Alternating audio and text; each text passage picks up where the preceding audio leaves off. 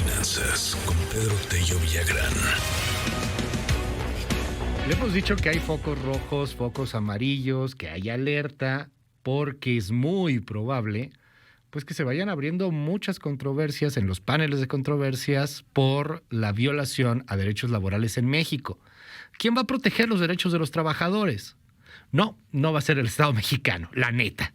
Va a ser el Tratado México, Estados Unidos y Canadá. Porque en ese tratado se garantizan los derechos de los canadienses, de los norteamericanos y de los mexicanos. Y como en México nomás funcionamos cuando nos empiezan a ver, pues la cosa se pone complicada. Queridísimo Pedro, qué contrariedades y qué controvertido el asunto. Quien va a proteger los derechos, pues parece que al final de cuentas va a ser la presión que se ejerce por el TEMEC. ¿Cómo estás, Pedro? Luis, buenos días. Qué gusto saludarte a ti y a quienes nos escuchan.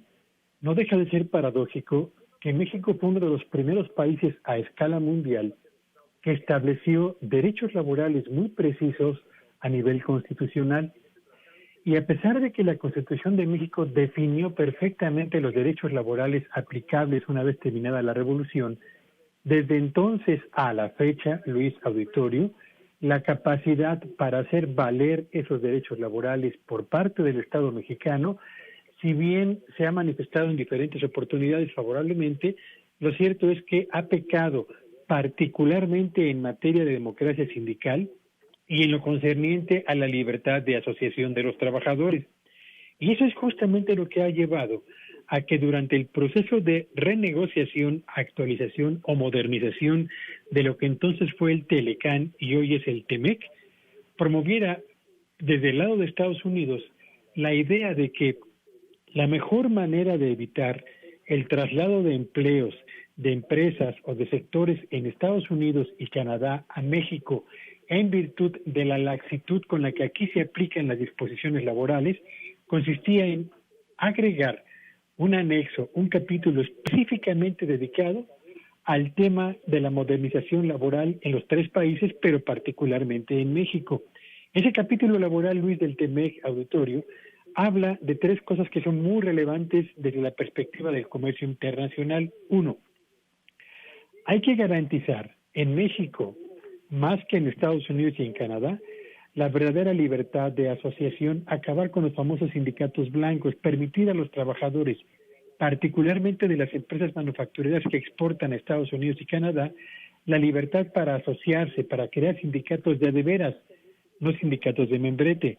Segundo, los sindicatos que operan en las empresas exportadoras mexicanas deben contar con procedimientos de auténtica libertad y democracia sindical, para evitar lo que ocurrió, por ejemplo, en la planta de General Motors, donde la validación en votación de los integrantes del sindicato de trabajadores se dio con auténticos problemas de rompimiento de actas, de votos más bien, sí, con la ausencia total de transparencia. Así que la democracia sindical es un asunto también de la mayor relevancia. Y tercero, negociaciones colectivas reales.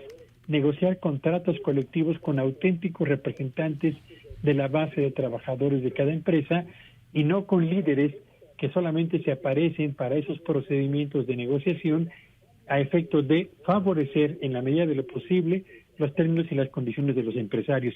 Esto, que finalmente es parte de lo que integra la columna vertebral del capítulo laboral del TEMEC, nos lleva inevitablemente a Luis Auditorio a tener que ratificar, confirmar y asumir que en México la legislación laboral que tiene que ver con la columna vertebral de la mejoría de condiciones para los trabajadores mexicanos se va a aplicar desde una óptica de tres países más que a partir del funcionamiento eficiente de las instituciones en México. Qué paradójico resulta esto. Muchísimas gracias, querido Pedro. Te seguimos en tu red. ¿Cuál es? Síganme en Twitter en @Petello Villagrán y que tengan un espléndido día. Gracias, es Pedro Tello. Son las 7:51.